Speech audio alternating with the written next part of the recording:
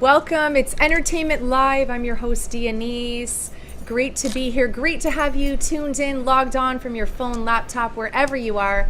We have a great show right here in the heart of Toronto. We are at 600 Bay, and it's a beautiful night. Thank you for joining us. I'm here with the one and only, the lovely, you may know her from Steven Spielberg's Lucky 7, ABC, Remedy, Being Erica, Rookie Blue, Degrassi, The Next Generation, The Strain, and many things to talk about. The lovely Kim Roberts is with us today. Welcome to the show. Hello, nice to see you. Nice to be here, Dee. So nice to have you here, Kim, and so nice to see you. Tell me, what is new? Like, that is a resume. That is a resume. I mean, you've worked with some of the best in the business. I have. I've been very lucky. Tell me about that. What is that like? Different characters you played, these different directors and producers that you've had the honor to work with. Share that with us. It's like you say, it's a true honor, you know, to be able to work at the top of your career, to be able to work with the best minds and the people who are really creative and who've been doing it for so long. It's a learning experience. It's like being, you know, it's on the job training. And at the same time, you know that you're actually, they've chosen you. So you're at that level. And so you get to really flex that muscle too. And it's just, it's like making music. It's good. Absolutely. I love the way you just described that. It's so true. It's an art. Yeah. And when you get into a character, you're getting into a song basically, because I mean, it has to be believable. It has to be real so that you connect with the audience. Yeah.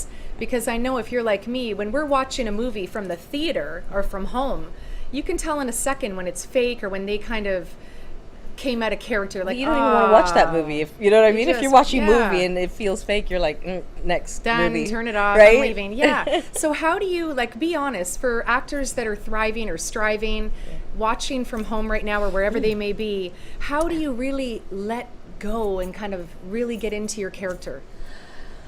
It's all, I mean, the thing is, it's a craft, right? I mean, there's some people who are naturally gifted and just kind of do it, and that's wonderful. But it is a craft, and even those people learn and study and grow as they work, because there's an art to becoming a character. There's an art to interpreting the words that a writer has written in the way that the writer hears them, but also bringing yourself to that character so that you make it real and alive. That's the job of the actor, you know, to bring life to the words. So it's a process. You do your work. You know, you do your work on the script, you do your work on all the things we do as an actor, and hopefully it shows on screen by the time it comes out. Do you, Kim, like, do you keep a piece of the character? Like, do you get so involved that you kind of... Well, it's funny. It's kind of like you're this person. You just are this person, and you're in love with this person. Whether this person is good, bad, or whatever, that's who you are. So you've got to love this character. But when the project is done, it's done. I think the thing that you miss most is maybe the camaraderie you had with the cast or the crew. You know, because you do bond. You spend a lot of time together on set, and sometimes you're in another city, and so you really do miss those people. So I think what lives on in this industry is really the families that you make. You know, so you work on a project and you kind of become family with those people for forever. That's your professional family, you know. Yep. Whereas the character lives on the screen, on the DVD. So, yeah, no, I'm not really attached to the character per se, but more to the experience of making the movie. What was your favorite character that you've played so far? Oh wow, that's a good question. There have been a lot of favorite characters. It would be hard to say.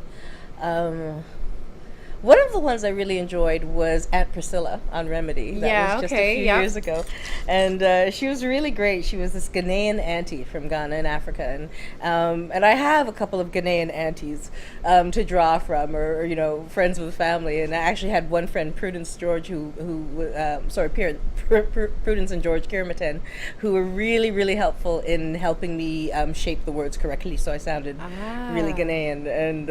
And I really appreciated that. I've gotten kudos from actual Africans, you know, since that aired, so I feel like I did an okay job.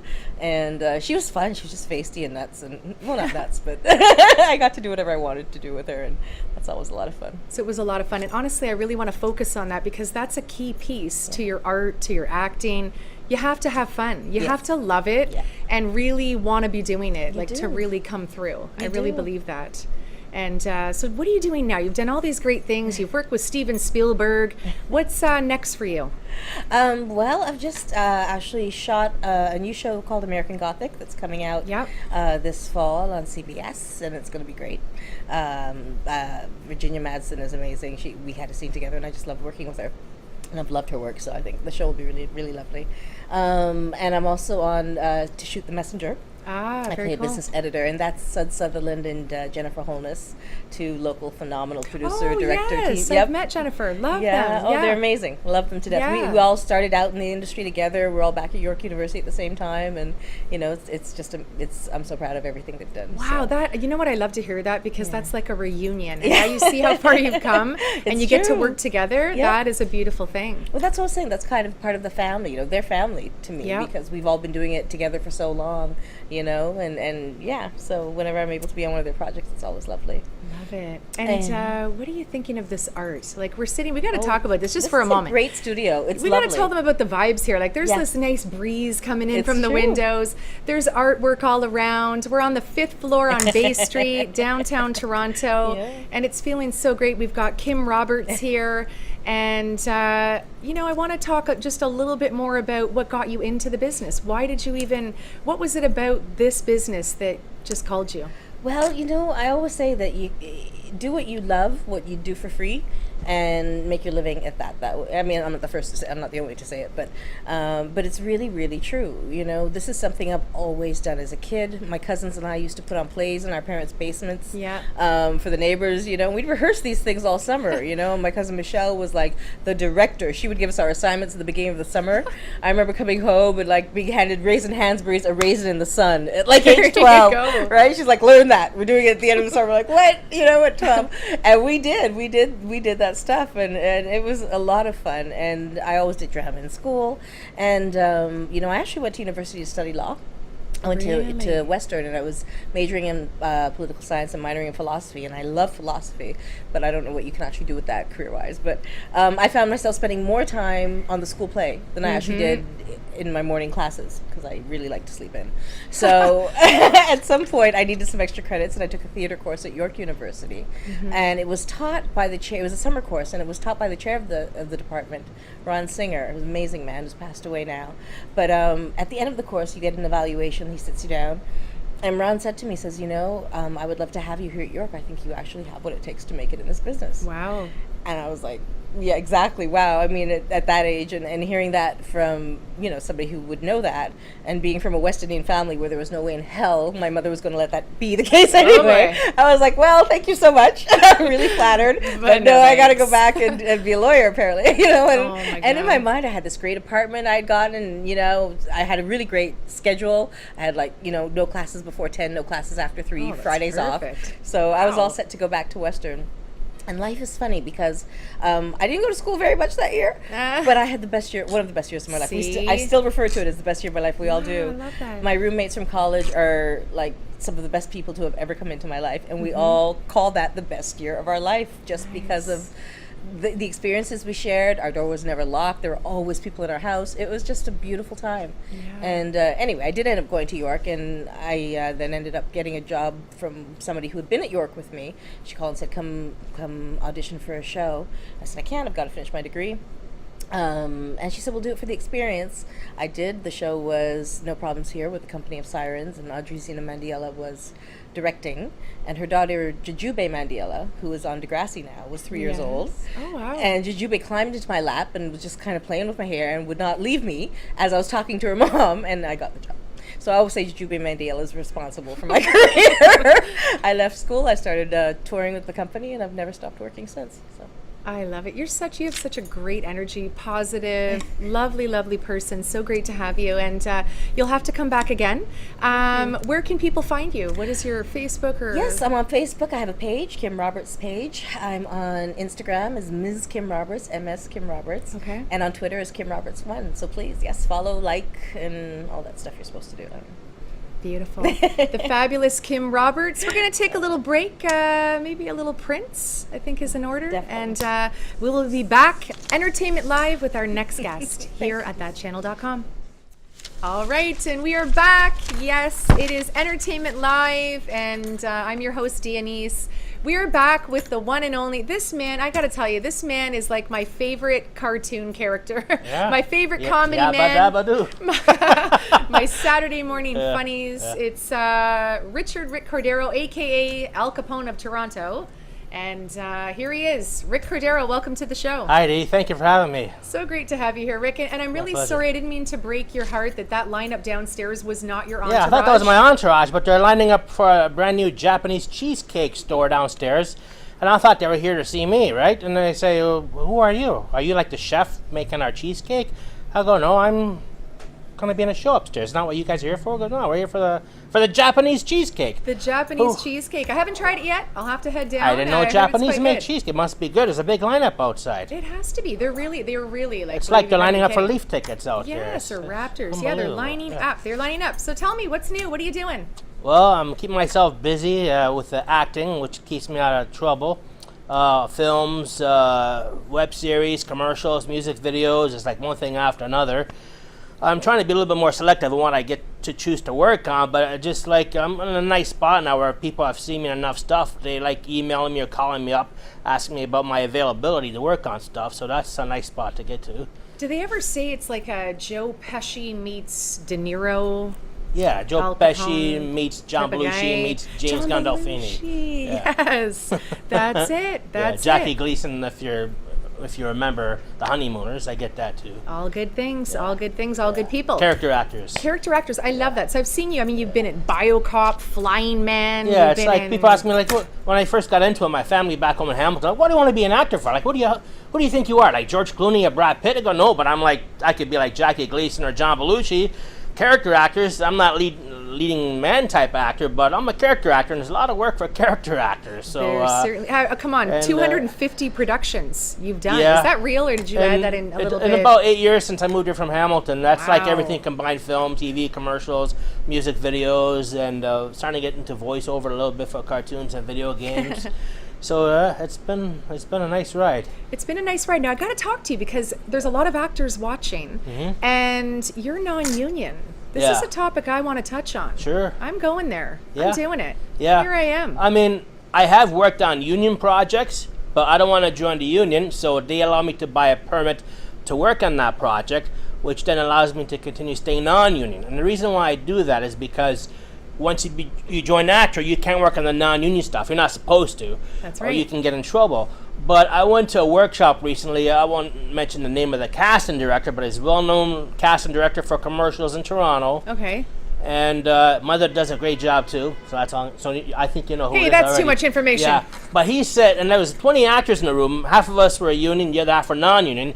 He said, if you're non-union, stay the course, because the non-union world is exploding, and it's not going to change anytime soon. It's true. I'm going to agree. Yeah. I really am, because we respect both. But sure. in all honesty, there's a lot of non-union work. Let's be honest, in Toronto. And it's different for everybody because, I mean, if you get cast in a series and you're like a regular cast member and they use you every week, okay, maybe it's going to be worth your while to join ACTRA.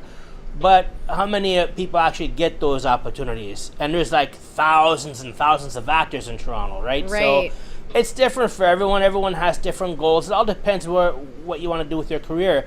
But me personally, I've never had the luxury to afford to pay for a 3-year college or university program to learn acting. So working on these independent films was my opportunity to hone my craft and work on my craft as an actor. And I do take the odd workshops with like Second City Toronto and Sears and Switzer. I have an acting coach. Those are, some people say they might actually be better because then you can focus in on an area that you want to work on, right? Like scene study or a commercial weekend workshop or a voiceover workshop. So I've done those in addition to like working all the time. It's like when you do a trade. You can learn all you want in school, but it's when you're at the construction site building a house, right? That's where you're really learning your trade. It's kind of like with actors too. Like the more you work in front of a camera, then you get to the point where you're comfortable working in front of the camera, and then that's when the magic starts, when you reach that point. I love that you even touched on that, because you're right. Someone could sit there and be really technical or whatever the case, reading pages, reading books. I'm going to be an actor, and like reading. Mm-hmm. If you don't have that knack, if you can't just be free and have that art and that passion, I don't think no matter how many books you read, it's not really going to cut it. You have to have it naturally, and the books kind of just balance it. The analogy I would use is like if someone trying to learn how to swim, sometimes they just throw the baby in the water and they learn how to swim. So that's kind of like how it was with me with the acting. Just throw me in the water, that's horrible. And then, hey, I can swim now. And that's how it was with me in the acting. Is just dive right Throw into you it in. head first. But the other thing I want to touch upon too is there's a lot of great schools and acting teachers in Toronto that teach people how to act. But once they finish with that, there's no one who really teaches them about the administrative and the business side of the acting world. And sometimes I like to sit down with the young actors, and when they have 2 hours out of their schedule in a coffee shop someplace, and they can pick my brains, and they bring a notepad and a pen and take down some notes. And I share with them some of the things I do to help me get work and to promote myself as an actor, because there's a lot of stuff they don't teach you in school that can help them afterwards get the job, because a lot of great actors out there, but then they don't know how to get the work afterwards. That's right. And that's why I love you, Rick, because you're so down to earth, and you're signed with Carolyn's. I'm a personal manager at Carolyn's Model and Talent Agency. That's where I know you years. from. That's I know you from somewhere. You look so familiar, Rick. Jeez. So good to see you. But yeah, so here we are live on the show, kind of like what we do at The Office. But I mean, these points are important because there's so many actors, entertainers, they don't know where to go. They don't know how to do it. And training is key. I want to go back on that absolutely. because training is absolutely key. But yet, if you don't have the knack, the vibe, the style, it's a total probably package. not It's gonna everything happen. put together. It's not like one thing. It's a bunch of little Right. things put together.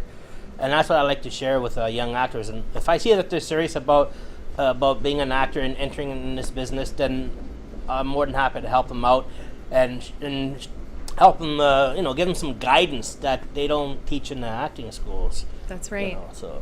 So what is a point, like, what do you really want to do? Like, how far do you want to take this career? What do you think? Well, it's a very good question, because in the beginning people ask me, why do you want to be an actor? And I remember one of my first auditions, I did terrible, but before I left the room, the casting director asked me, why do you want to be an actor for? And I said, because I want to be rich and be very famous, make lots and lots of money. Okay. And she goes, you're in it for the wrong reason, son. And me being the smart ass as I was in the beginning, I says, well, I got a film shoot coming up in Montreal next week, and I worked on a commercial last week, so what are you talking? Why are you laughing at me like that for? And I was never invited to an audition with that casting director ever again. You're kidding. So you can't be too cocky and arrogant when you start off. You have to be grounded. And the kind of answers they want to hear you when they ask you, why do you want to be an actor? Is because I want to be an actor because there's nothing in the world that makes me feel like I'm more alive than when I'm acting in front of the camera. They want to hear a flaky answer like that. Yeah. Instead of because I want to be famous and make lots and lots of money. The honest answer. No, I love it for the. You gotta love it. I do it for the love of the craft. Yeah. And if anything happens on top of that, it's just icing on the cake. I think that's why it happens. Because when you're real about it, Yeah. then it happens. If you're just wanting it to happen, That's why 12 years why later, doesn't it happen? it's starting to happen now. 12 years later, some people it happens sooner, but like I say, if nothing else happens more than where I am now, I'm in a good spot because I'm doing what I love doing. But if anything happens on top of that, it's icing on the cake. I love it. And I got to say, too, and maybe the public people at home, just your voice. Like, you know how Chris Rock, it doesn't matter what he says, you're laughing. The guy could be talking about pillowcases. Yeah. But your voice makes me laugh. And I don't it's- mean that rude. I'm it's- sorry. I think but it it's- does. I've had people tell me that before. I don't know if it's because of the delivery, the Yeah. pitch, all that stuff put together. But my whole life, I've always been the kind of guy that likes to make people laugh. And I'm aware of that. And I'm aware of what I'm going to say next to try and pull the laugh out of someone. Nice. So now it's become, I think, over the years, just second nature, the way I deliver my lines just talking to you or anyone on the street now, right? Timing is everything. Yeah, you know what? Can we roll a clip of our good friend Rick Cordeiro? Do we have one in the house?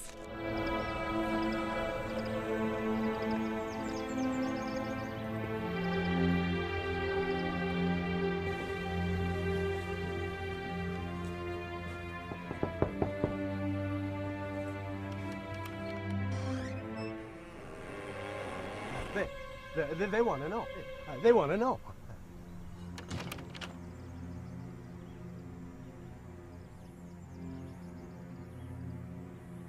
You have come to seek answers about the beach. Yes, I've come. We got a call about people eating people. We tend to frown upon that. This one here says, you know what happened? Yes, I know. What happened is what's been happening for centuries. The evil, Care to elaborate? the ones you heard about feasting upon the flesh, are not human. creatures. Yes. They are the undead, and they walk among us. Only one man can cleanse the area. Yeah, my 38 tends to be a good cleaning tool. Thought you said you knew what happened here. Take my word or leave it. I care not. People continually venture into where they should not be and suffer the consequence. That's what happened on the beach. So you're saying creatures ate people. The undead, the evil. And you're saying creatures ate people? That's what we're trying to tell you. All right, that's it from me. Let's go take a look at this beach.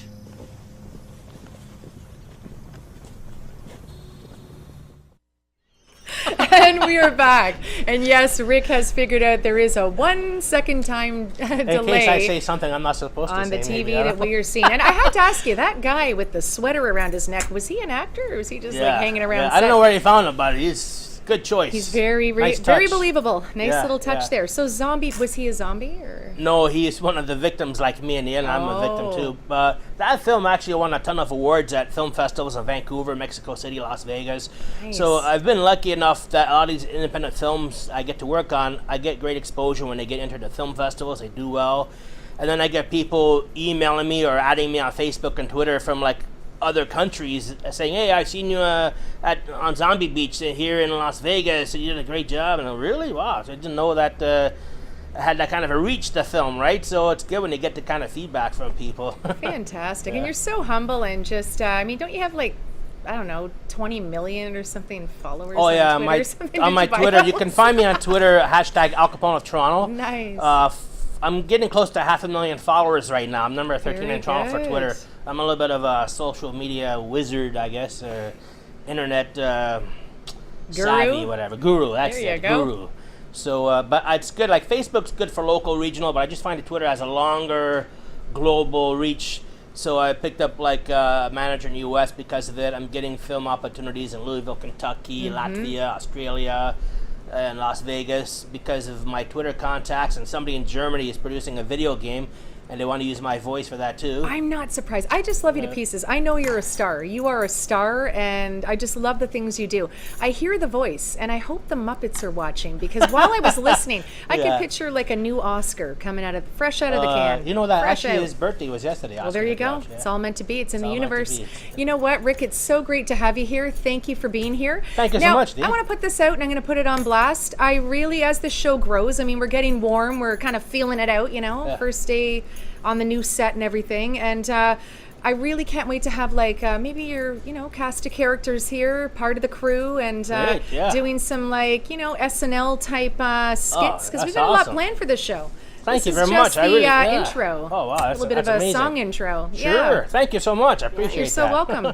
Can't wait to have you back. Al right. Capone of Toronto, Rick Cordeiro here, Entertainment Live. It's Friday night. We're downtown, and we're going to be back. Hello, baby! Hey! Oh my gosh, it's so good to Is he see you. legit? It can't be you. It's me. It can't be true. Straight from Venice. You know, I Oh love my your goodness. hat. Yeah, Man, it's a that little is so Narcos. good. I don't know. That's how I feel. That's what I'm feeling today. So it's good to see you. You're fresh from California. Just got off the boat. Izzy. Yeah. Izzy. So tell us about Hollywood. You've got all the answers. You know everything about the business because you're like an A-list actor. Let me tell you a little story about Hollywood. Brim to brim, yes. Brim Tell it like to it brim. is. Being a nobody in Hollywood Yeah. is a disease. Yeah. It's like alcoholism and drug abuse. Okay. But being a nobody becomes a crutch. I know. Now, I was there once like you. Okay. Beat down, living hand to mouth with no hope. You know my life is. You're reaching deep.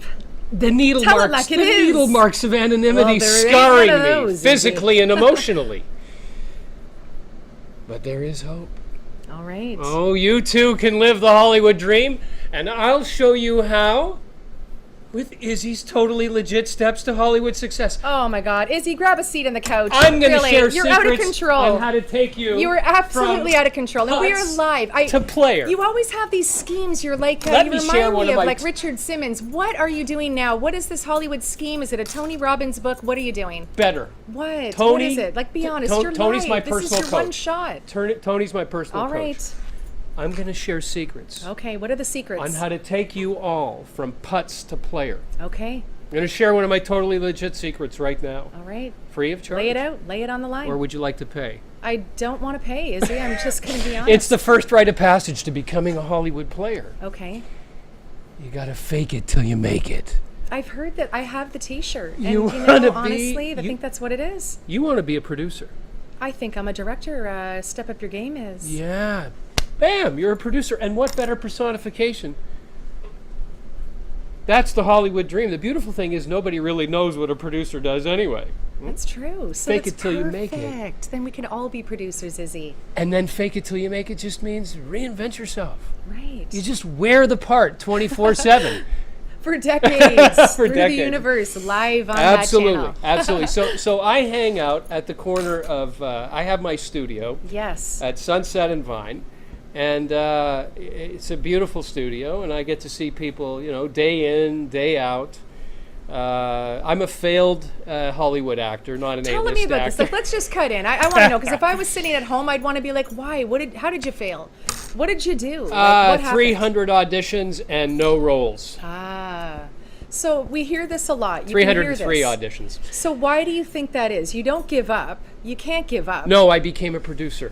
I see. Yeah, no, that was the thing. You see, I all those failed auditions, and I decided I'm going to become a producer because nobody really knows what they do. So I just figured if I got actors together, I got a fairly good script. I put the two things together. I get some folks with cameras. Good idea. And then there's other folks like here in the studio that put all that stuff together. Yeah. And we made a web series. I love it. That was it. There you go. Somebody came and sponsored it. We all got paid. Sounds familiar. And I left the acting career behind and just became a producer. Wow. So do you love it because you get to act? You get to do your thing. Yeah, You get just to this- have fun. What can Right there, someone get? right there in Hollywood. Right there in Hollywood. And you've met them all. Yeah, I shouldn't tell you how I met Leo or Johnny. Such a funny story about Johnny Depp. Oh boy, you got to tell me. I can only tell you part of it. It was many years ago in the Viper Room, and I happened to be there with some friends, some girls, and we were dancing at the end of the night. And all of a sudden, the lights before the club closed go up, and this little guy walks up to me on the floor. He's a little shorter, and he's staring at me. Mm-hmm. And I'm looking at him, and I say, "Johnny." He goes, "Yeah." He says, "Dude, you got some game. How is it that you have these 3 girls crowded around you all night long?" And I said, "Dude, I'm Izzy. He's the Iz. Game done." Game over. Yeah. There you go. Yeah. So you're here. Like, what brings you here? Like, let's be honest. Most people are filming right here. I know. You know? Well, it's interesting. A lot of people think that the business has left Southern California, and in fact, film and television production is still over $17 billion a year in Southern California. Canada's amazing. There's Yes. $4 billion a year going down here. But make no mistake, to the actors that live in this country, this is an amazing place to work. Don't go running to the States. You got something here that you really don't sometimes realize. You go down there, you go on your 303 auditions, and you get no parts. Mm-hmm. And I don't want, it's a tough story. And that's how I came to be. That's how I felt like I had to become this guy that would help people become producers so they didn't need to feel like starving artists. Mm-hmm. Do you feel that there's a clique? Like, is there a clique in Hollywood? You're in it or you're not. Like, because I mean, how many people want to fly there and become famous or known or have a career like Leo and those types? At every level, there's Right. a clique. It is really a system there. Everything from the workshops for the actors, all the way to getting your agent, all the way to the different levels that you audition at. one thing I think that's a little different about the U.S. than the casting directors in other parts of the world is they're often looking for the next big thing. Mm-hmm. And I think this would apply. This is New York. This is Los Angeles. This is possibly even down in Georgia as well, because they're doing a lot of casting out of Atlanta. Yeah, I heard that. Yeah. So you got Tyler Perry's studio there. Mm-hmm. So I hear this from people in Vancouver and Toronto, that they would love for the casting people to be a little more open. Peace. But no, I'm just teasing. Toronto is an absolutely wonderful city. Yes. And everybody who lives here and works here is blessed. Mm-hmm. It's very busy. What do you think? It is. It's Yeah. a good city to work in. Yeah. And a lot of big productions are always filming here. And you got that look in your eyes. So Something's going on over share here. me. I'm wondering when I can. Share with me. When can I flip You can flip right now. from because Izzy, I'd really from Izzy to Brad? From Izzy to Brad, the one and only Brad Milne here in the house. So great to have you here. And I Thank love you, that thank you. character, Thank Izzy, you, by the way. Denise. And he's Oh, got to thank you. come on the show and definitely do more. So we'll have to start Aw. writing, create some great skits, and have a lot of fun here. So Brad, I love that you're here. I love your vibe. I love your energy. Thank you. And I just want to know what it is you're doing here at Milne Studios. Milne Studios is an acting studio that I started in the U.S. Originally, I started it in L.A. in Marina Del Rey. That's actually where Izzy Legit was created. Hey, there you go. He was originally called The Cheap Bastard, and we had a whole web series shot. And I got an email one morning, early 2008, cease and desist from the guy that owned the trademark. Really? My partner and I spent the whole day going over like 50 years of comedy. And we finally came up with he's no longer the cheap bastard. He's Izzy Legit. And now we're actually developing a TV series around it. Nice. So how did I get here? Yes. I went back and forth between Texas and California for years, raising a beautiful daughter that I have that lives in San Antonio, and I still have my house there. And while in Texas, I was sort of figuring out, what do I want to do with my acting life? Mm-hmm. And I met a talent agent back in 1999. And we had a couple of meetings. Next thing I knew, they helped me start my first acting school. Okay. And it was full. I had like 4 classes a week for a year. And then I realized, well, that's too much. I didn't want it to become a full-time job. Wow. And then I kept teaching and I kept coaching, and I would do it back and forth. I did it in Texas. I did it in LA. And 3 years ago, I was deciding whether or not I wanted to. I'd opened a company in Texas called the San Antonio Film Academy back in 2010. Yeah. It was quite successful. And then that became Milne Studio, and I took that on the road, teamed up with a company in LA, and I was already on my way to Toronto. And somehow Toronto kind of embraced what I was doing, and my little studio has grown. We've had, I guess, in the last year and a half, about 150 people at least through the door. We've placed people with some prominent talent agents. I've had some actors book series regulars, series reoccurrings, leads in features, all ACTRA stuff. Nice. And non-union too, so it's really been a blessing. Thank you, guys. That is incredible. Brad, Yeah. I'm so proud of you. Like, what a story. And you're here, you've got your studio, and actually I've recommended some actors to your studio, and now I get to know like just how good it is, and they are really raving about it, honestly. So thank Xenia, for instance, one of our actors at Carolyn's Model and Talent, Yes. really a go-getter, and she's talking really well. So what are you teaching these types of people? What are you teaching the actors? That's a great question. I want to share something with you, Yeah. and I'm sure I hope it'll fit in the time. I have a very sort of a scientific mind for an artist, and I had amazing acting mentors. I studied with all of the great teachers when I started out here in the 90s. I had several very good, several amazing teachers in LA, and about 6 voices remained in my head. In the mid-2000s, I was getting ready to play the part of a scientist in LA, and I was reading a number of different books about scientists because I wanted to model what I was creating. And I came across this guy, a botanist named Edward O. Wilson, who's got a book out called Consilience. And in this book, Consilience, he has written what he calls a user manual on reductionism. So very quickly it goes like this. Let your mind travel around the system. Pose an interesting question about it.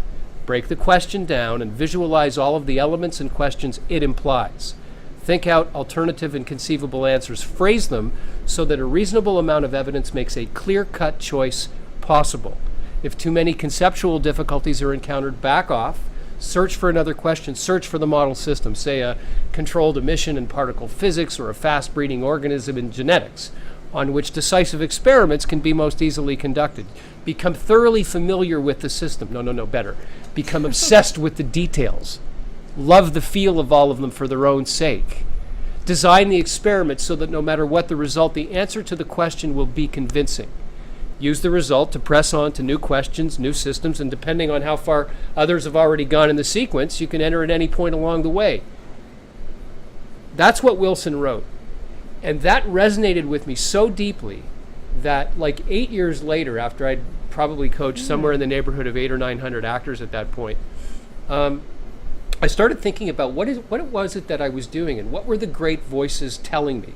The people who taught me directly, the books, dozens of books that I'd read, and analysis and interpretation to me came down to 5 things. What's the story? How do you feel? Who's in it with you? What are your goals and obstacles, and where does it take place? Premise, emotions, relationships, goals, and environments. And I never would have got there if I didn't get my mind wrapped around reducing everything down to one statement. And I'm not saying that this is, absolute doctrine and that you have to follow it. So I created this interpretive technique called PERGE. PERGE, premise, emotions, relationships, goals, and environments. This is what I teach on the interpretive side. And that leads to you take this information and you design a statement called a go moment. Many of us know it as a moment before, but what I kind of felt over the decades was that if you phrased it correctly, if you put the adjectives in the right place in front of the nouns and verbs, and you described this sequence in a way that also works the same way that we do emotionally in terms of human communication, that you'd get a consistent result. I went back to science. So then I started testing it on my actors in the studio. I didn't really tell them what I was doing. Oh, really? And How then interesting. I saw this fascinating success. So then I Google PERGE. This is amazing. Oh boy. PERGE is a city in southern Turkey that looks out over the Caspian Sea that's home to a place called the PERGE Stadium and Theater that was Southern Europe's hotspot at the height of the Roman Empire. It's this beautiful old Colosseum and stadium called the PERGE. You got to go there, Brad. Yeah, I want to teach a You got to workshop. take a trip there. So I have, I want to open theaters and call them the PERGE Yeah. and things like that. PERGE. All right. So I do that, and then on the other side of the acting life, for actors, our instrument is so much a part of how this whole thing functions. Earlier, Kim was talking about some people just are gifted. Some people just have it. It's just there. Yeah. And craft is everything. Izzy would disagree. Izzy would just say, fake it till you make it, which also works. But To a point. no, but found so many actors work hard on how do I get it? How do I get it right? How do I get to the emotion? How do I play the scenes right? How do I audition well?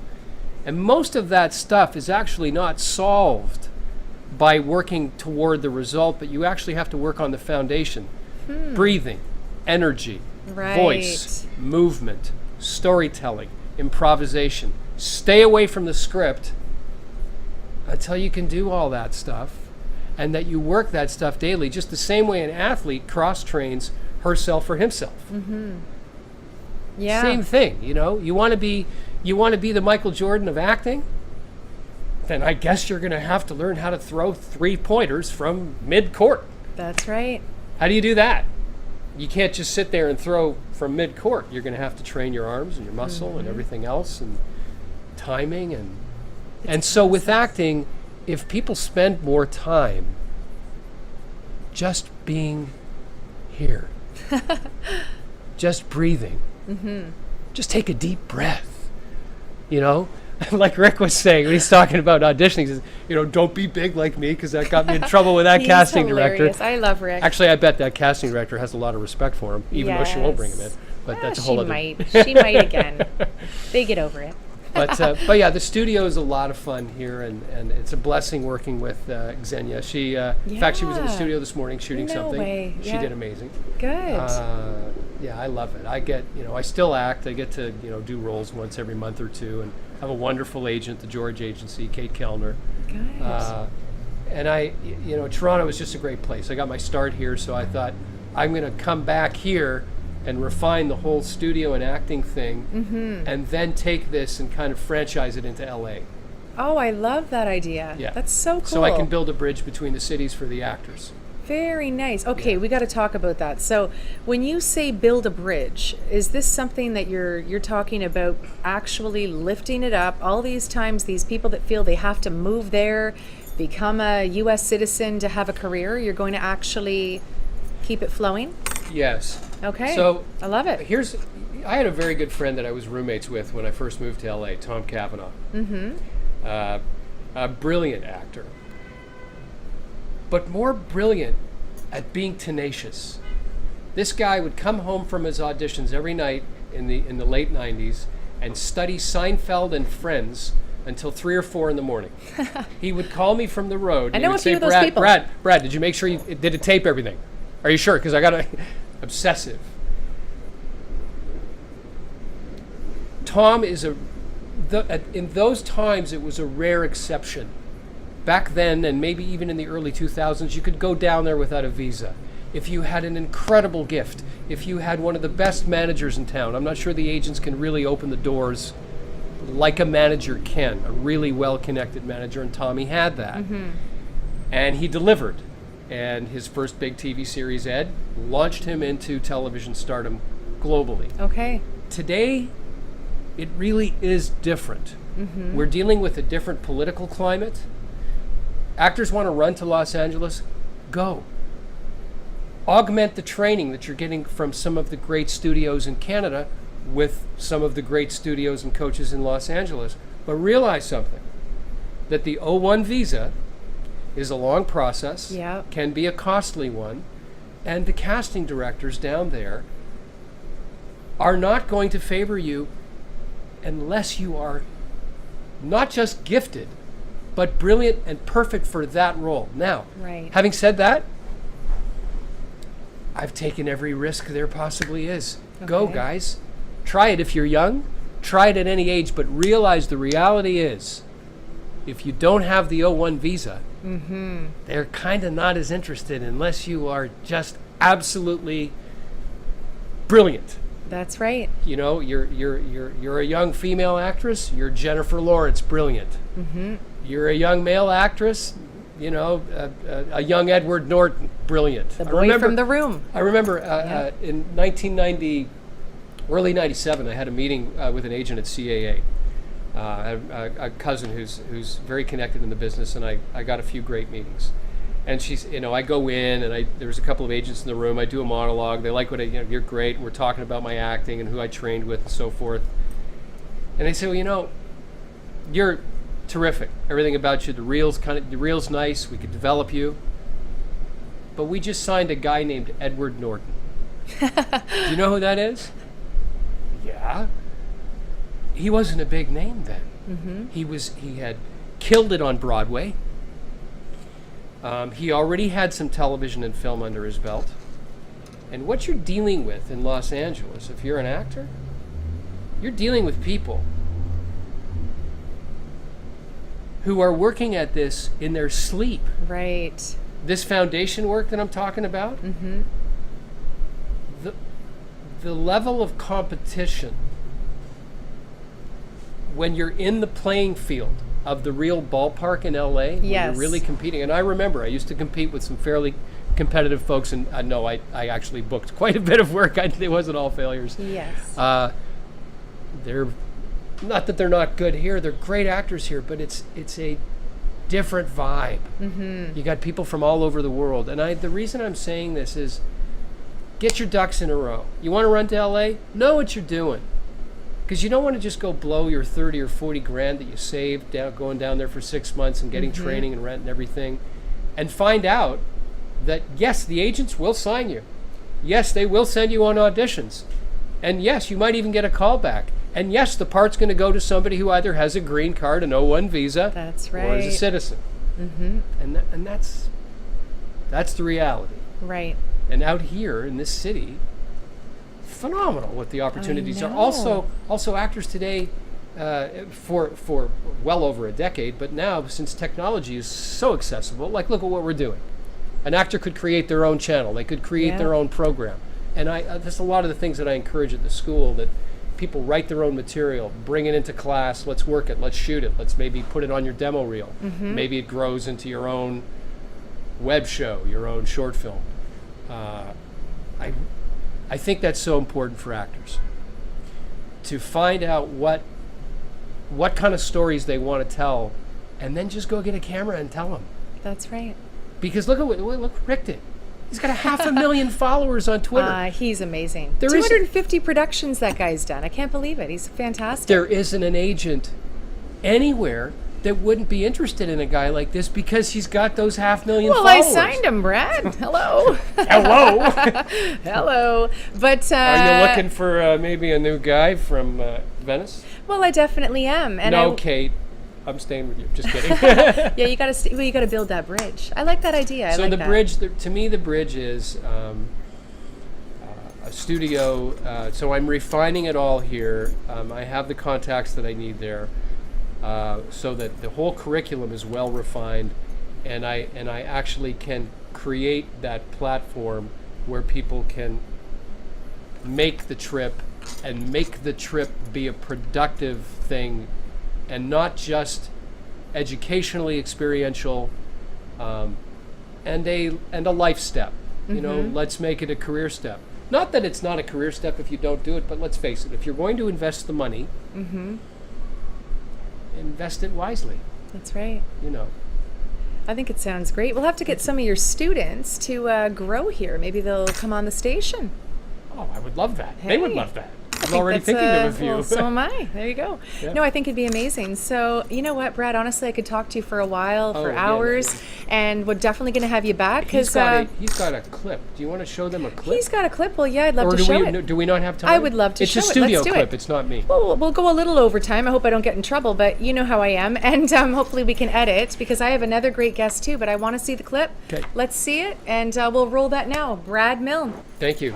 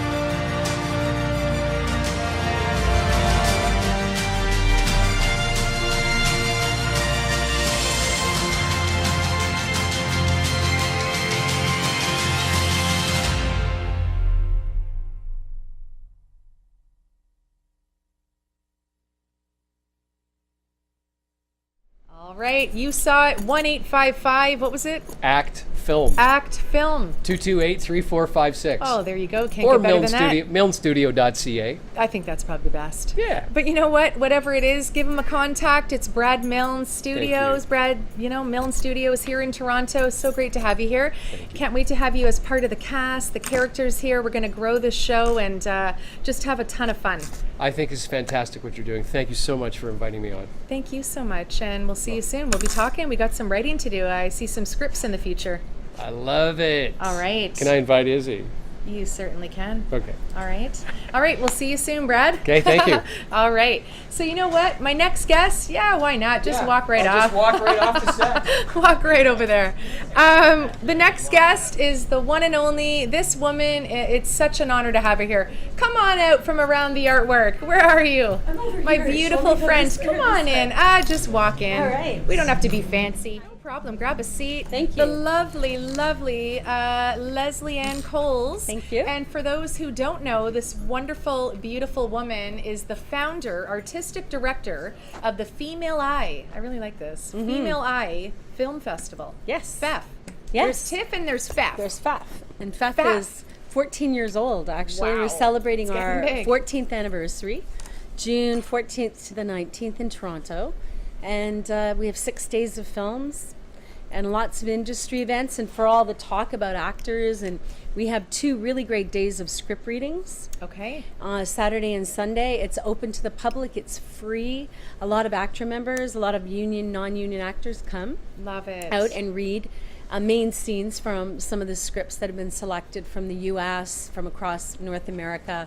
We've had scripts from the U.K. as well. So it's a great So program. exciting. So it is Yeah. just growing. Like you're getting scripts from all over the world. Yeah, That's and exciting. films from all over the world. Films and scripts, and that's a beautiful place. Like this is really thriving. So Leslie, and tell me how did you start this? Why did you want to create this? Well, I was hitting the International Film Festival circuit in 2000, 2001 with my debut film. And I shot it on 16 millimeter, and I wrote it and I directed it and I acted in it, and my daughter was in it, and a bunch of really great local Toronto actors. And it, I screened in 35 festivals, and I won a bunch of awards, I think 13 international awards for that film. But I was going to these festivals and I noticed that there weren't a lot of women directors. Right. So there were lots of, at that time, there were a lot of men, which is great. And I was seeing great films by male directors as well as women directors. But I noticed we were a minority. And it kind of raised a question for me. And the question was, are there so few women directors, or are their films not getting... Are they not getting seen? Or whenever I have a question, I want an answer. So course. I held an event here in Toronto with Norma Hoy, and we showed 42 films over the course of 3 days at the Bloor Cinema.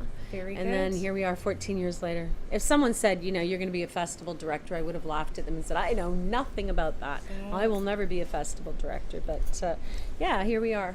Here we are. That's incredible. And you had a vision, you saw it through, and it's the 14-year anniversary. Wow. Here we are, celebration.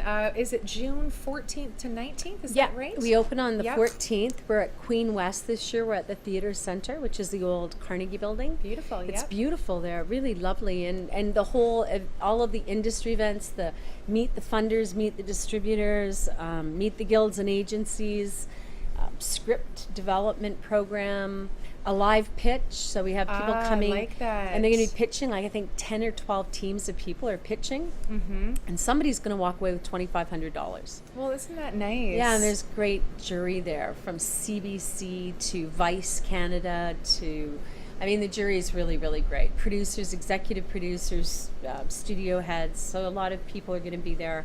Weighing in on who wins for best pitch. What a great networking event too. I Yeah. really see like so much potential just for like actors to mingle with directors and vice Absolutely. versa, producers with Yeah. I just think that is such a great event. I'm going to be there with some friends. Yay. We've got our passes and I Yay. cannot wait. Yeah, and I'm giving a whole bunch of tickets and stuff away to all of the Ooh. wonderful guests that I've met on your show as well. Oh, that's fantastic. Yeah. Well, you know what? We're We'll gonna all become be the there. new family. Yeah. It's a new family. You know what it is? It's an entertainment family. It keeps growing. It's all great things. And I want to know more about you as well. Like, what is your real? This is what you're into this now. You're Yep. doing these wonderful things. What is your true passion? Is it writing, acting, directing? Is it everything? It's everything. Okay.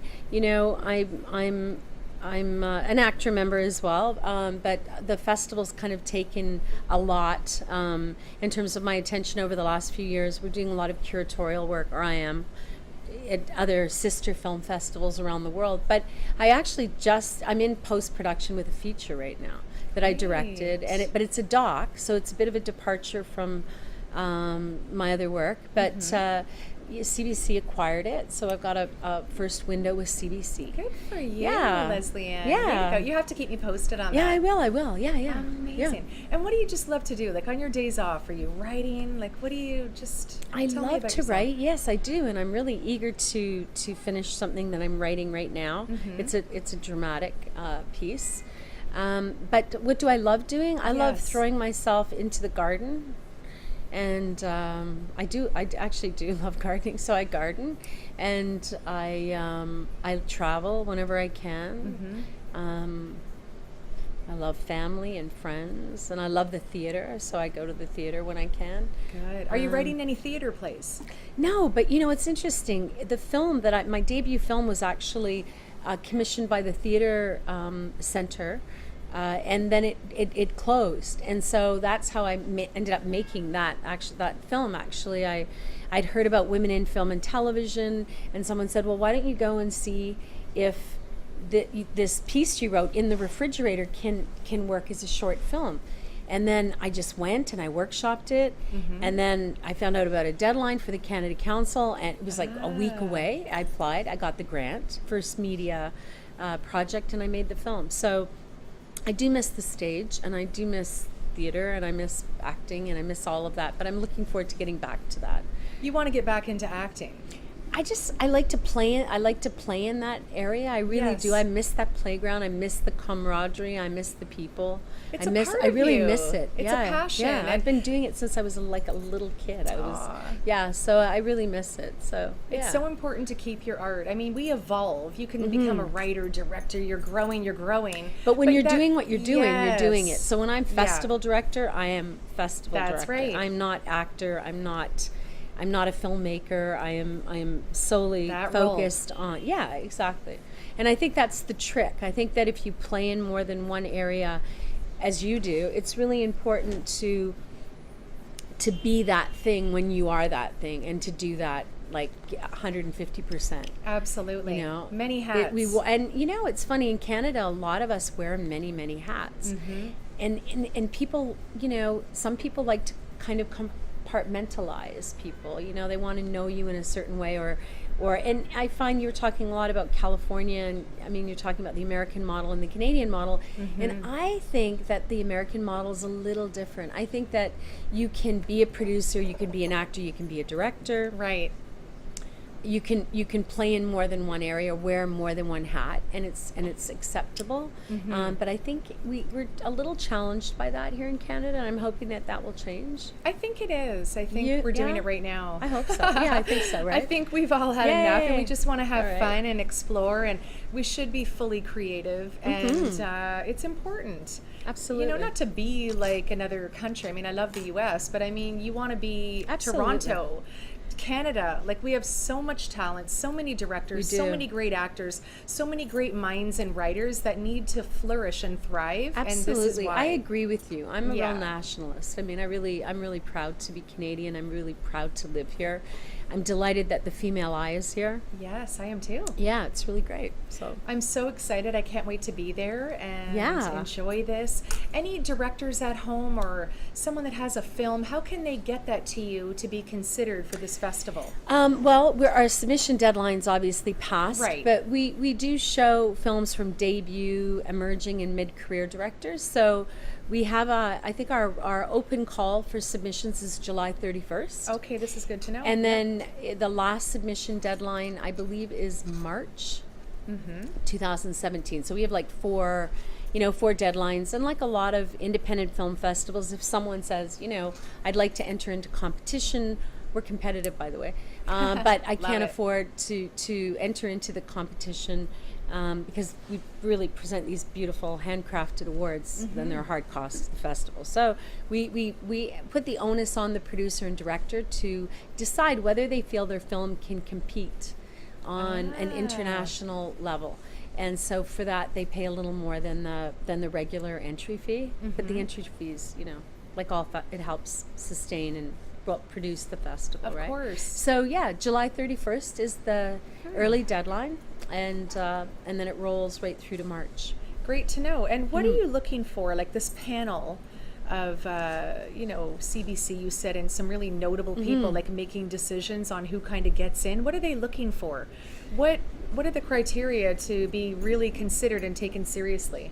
I think, I have to agree with some of your other guests in that, everybody is always looking for that thing, that new talent or that new voice or that new writer or that, so I find that because we have the script reading and the good to go where they get to meet informally with writers who pitch, the projects, they're looking for content. So I think with the plethora of digital media, with all the new technology, with the web series, with VR, 360 filmmaking, oh my goodness, I mean all of the new platforms, and the digital platforms, I really feel that people are looking for something fresh, something new. Yes.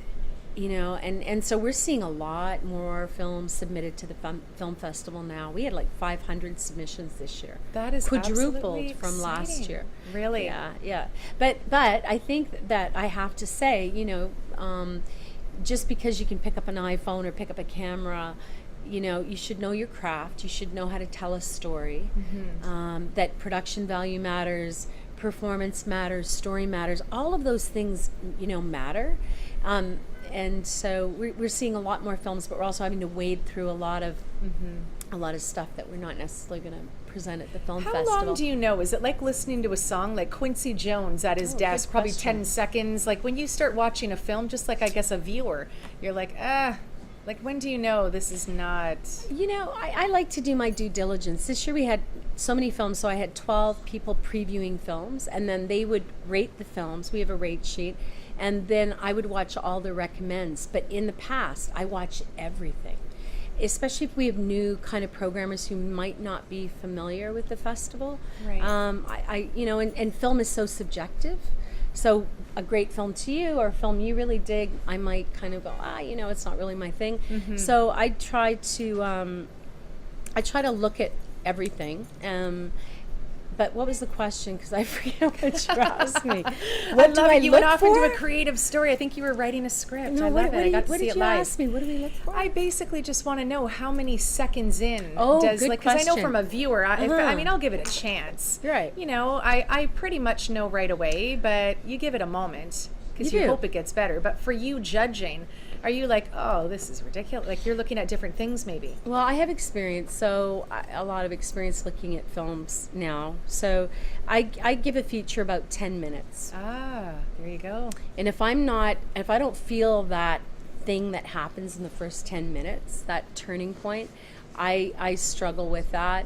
With short films, I'm a little more forgiving, but if the audio is off, and the camera's doing this, unless it's an experimental film and that was intentional, I find it really distracting. Of course. So that I give it like 3 to 5 minutes. What's your favorite movie, like ever? Ooh. Ever in the history? Wow, that's such a good question. I don't know why this film's coming to my mind, but I really loved I loved all of The Godfather. Oh, yeah. Yeah. I love Boys Don't Cry. Green Fried Tomatoes. Oh. There's a lot of obscure indie films that I love. There's so many documentaries. I don't even know. I mean, that's a big question, but there's some films that I really love. But The Godfather, you said that first, so I'm going with that one. I love The Godfather. Yeah. Yeah, it's one maybe of it's those because of ones. your early. For Rick Cordeiro. Yeah. Yeah, we got it actually. And the fedora and everything. I'm just like, okay. Yeah, I think we have a theme I get here. where I A am. little bit of a theme happening. Yeah, we do. But you know what? It has been so great to have you here on the thank you for launch having of. me. You're so welcome, and I cannot wait. I'll see you at the festival. Yes, you will. Female Eye Film Festival for all of you at home, and be sure to get your passes. Where can someone get their passes? They can go online. Tickets are really affordable. Students and seniors, I think it's $8. You can buy them at the door. You can order them on PayPal. Passes are $50 for the entire week. Okay. That's reasonable. To everything, all access. And that's, how many days is it? 6 days. 6 days. That's not bad. No. Very good. All right. Leslie Ann Coles, ladies and gentlemen, thank you so much. Thank and you for thank having you me. for tuning in. Every other Friday, we're going to be here live, 600bay, thatchannel.com. We're just getting started. Entertainment Live. We're going to have live music, actors, skits, and we got some great writers here, and we're just going to start getting creative. So thank you so much for taking the time to tune in, and we'll see you soon. We'll see you in 2 weeks.